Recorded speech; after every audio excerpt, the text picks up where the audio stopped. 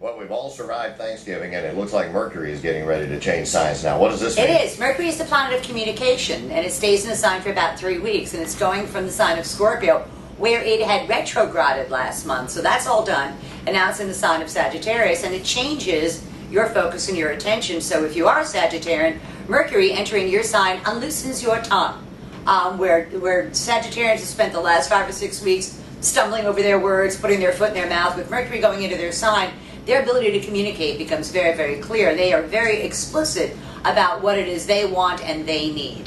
For Capricorns, Mercury is in their 12th house of their own undoing. And they have to be really, really careful to watch the words that they say, because their own words can be used against them. And they can say one thing and it gets misinterpreted.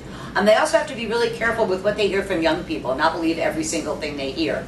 For Aquarians, this is a great position for Mercury, because it's time for them to reach a hope, wish, goal, or objective. And it's going to take a group of people working together to give the Aquarian what the Aquarian wants. For Pisces, it's in their 10th house of career and public standing.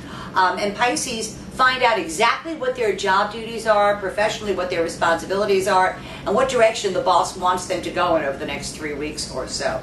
For Aries, it's in their 9th house of long-distance travel, and it's a matter of legal matters go well, educational matters go well, important matters at a distance. In Aries, you make your very best pitch in person, so if you get the chance to go plead your case, do it in person. For Tauruses, it's in their 8th house of other people's money flowing their way. And once again, for Pat, with Christmas Wish, it's a time of making sure that you maximize existing resources without looking for new ones, and the money flow heads the Taurus's way. Unfortunately, they don't get to hold on to it for very long. It kind of passes through because it's other people's resources. Exactly.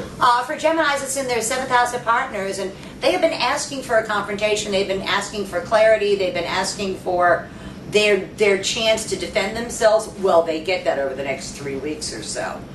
For Cancers, it's in their 6th house of work and responsibility. I mean, Cancers have to be careful not to say, we should do this and this and this and this, because they're going to get the job to do it. So be careful when you're criticizing things, Cancer, unless you want to have to fix it yourself.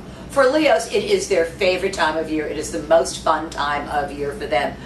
Sagittarius is their 5th house of amusements, pleasures, sports, entertaining events, times with children. It's a very loving, fun time for the Leo. The holidays are their favorite time of year. It's always been my favorite. Always their favorite time of year. For Virgo, they need to straighten things out at home. They've been procrastinating about dealing with some sort of unpleasant home matter, and they just need to suck it up and get it done, is what they need to do to get everything ready for the holidays.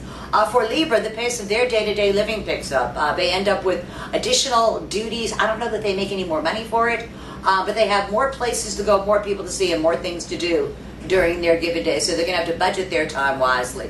And then for the last sign, for Scorpios, the spending is just beginning.